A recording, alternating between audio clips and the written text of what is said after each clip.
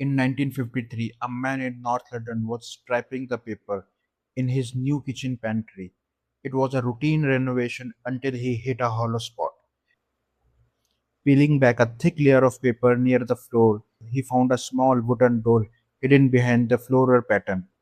He pried it open, and the smell that hit him was the first clue that something was horribly wrong. Inside that tiny room was a discovery so gruesome that it would haunt him for the rest of his life. But this wasn't just a new crime discovery. What was inside the room proved that 3 years earlier, the justice system had committed the most permanent mistake. The state had executed a man for crime that he didn't commit. To understand how the word got it so wrong, we have to look at the man they called a monster, Timothy Evans.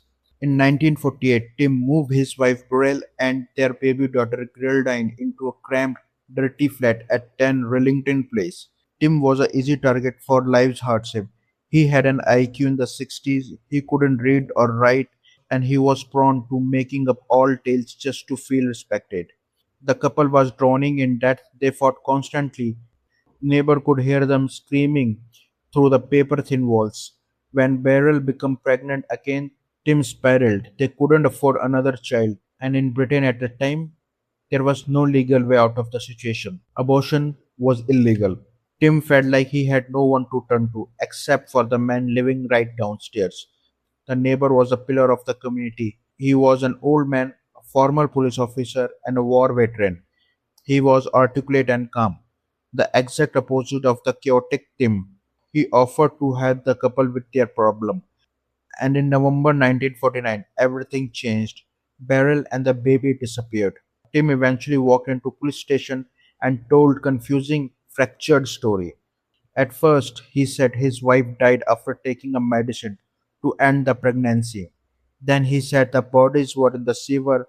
When the police found nothing in the sewer, they searched the property and found Beryl and the baby wrapped into a blanket in the backyard. Tim changed his story again. He began pointing the finger at the man downstairs. He claimed the neighbor had murdered them. But who would you believe? On one side, you had Tim, a man with a history of lying, a low IQ, and a violent marriage. And on the other side, you had a star witness of prosecution, the respectable ex-cop. The neighbor testified with absolute authority, painting Tim as a cold-blooded killer. The jury made their choice.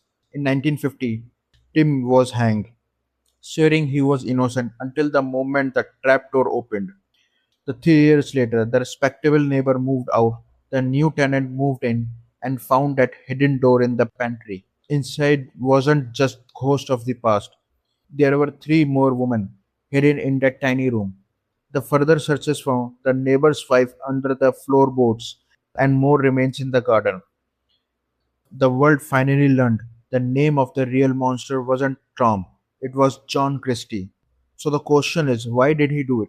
After his arrest, John Christie confessed to at least 8 murders. Psychologists later realized Christie was a sexual sadist who thrived on absolute dominance. He didn't just kill, he used a homemade gas apparatus to knock women out so he could have total control over them. He kept the bodies behind the wall because he wanted them near him. He was a collector of lives. He had spent years hiding in plain sight, using his respectable reputation as a shield. He didn't just murder Beryl and his daughter, he manipulated the entire legal system into murdering their father for him. The case of Tim became the most famous miscarriage of justice in history.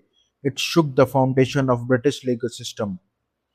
Because of the horror discovered behind the wallpaper, a pardon was granted to Timothy Evans in 1966.